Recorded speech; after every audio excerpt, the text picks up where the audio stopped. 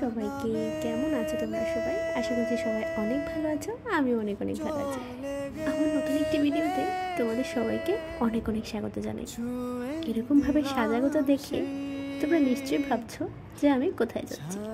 Actually আজকে না আমার একটু সাজুগুজু করার খুব ইচ্ছে ছিল, তার জন্য এরকমভাবে একটু সাজলাম। অ্যাকচুয়ালি আজকে হচ্ছে গণেশ পুজো। আগে থেকে প্ল্যান করিনি ঠিকই, কিন্তু হঠাৎ মনে হলো না একটু সাজাগোজা করাই যায়। তো সেজে গুজে আমরা চলে এসেছি একটা প্যান্ডেলের সামনে, যেটা ছিল দশমী ঘাটের এখানে। ফার্স্টে বনুতারও আসার কথা ছিল, কিন্তু কোনো কারণবশত ওদের আর আসাটা হলো না। জানো তো, বোনের জন্য ভীষণ মনটা খারাপ লাগছিল, কারণ ও আমার সঙ্গে সুন্দর করে রেডি হয়ে বসেছিল, কিন্তু কোনো কারণবশত আসতে পারিনি। আর ও শাড়ি পরেছিল।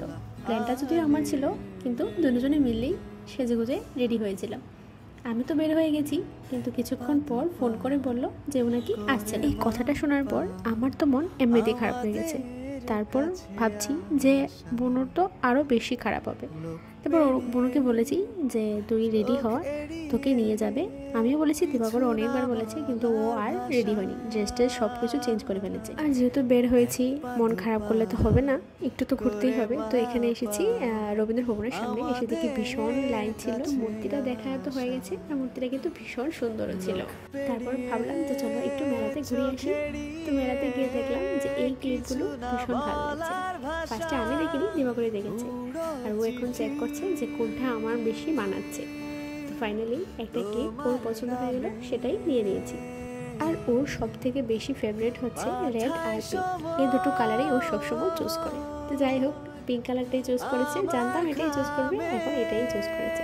আর আমাকে বলছে যে সবগুলি কালারই সুন্দর, তুমি সবগুলি নিয়ে নাও। তো একই ডিজাইনের সবগুলি ক্লিপ নিয়ে কি করব, সেই জন্য ভাবলাম যে ওর যেহেতু পিঙ্ক কালার পছন্দ, আর ওই যেহেতু এই ক্লিপগুলো পছন্দ করেছে, তো এই পিঙ্কটাই আমি নিয়ে নিলাম। আর হ্যাঁ, অবশ্যই কিন্তু কমেন্টে জানাবে যে আমাদের দুজনকে কেমন লাগছে। এই জায়গায় আর বেশিক্ষণ লেট করলাম না, কারণ এমনিতেই আমরা বের হতে হতে প্রায় 9:30 মতো বেজে গেছে। তো এখান থেকে বের হয়ে আমরা এখন যাচ্ছি কিছু খাওয়া দাওয়া করতে, কারণ পেটের মধ্যেই ইঁদুর দৌড়া ছিল। তো সেই কারণে আমরা সবাই মিলে যাচ্ছি খাওয়া দাওয়া করতে। আর হ্যাঁ, আমাদের সাথে আর কে আছে সেটা তো বললাম না।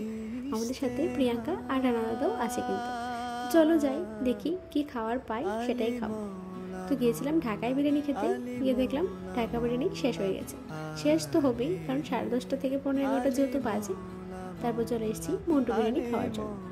আমি আর প্রিয়াঙ্কাই খেয়েছি, আর দাদা আর দিবাকর কিন্তু খায়নি। আর এমনিতেও দিবাকর বেশি একটা ফাস্টফুড খায় না, আগেও খেত না। যাই খেতাম আমিই খেতাম, আর ও আমার থেকে একটু টেস্ট করতো।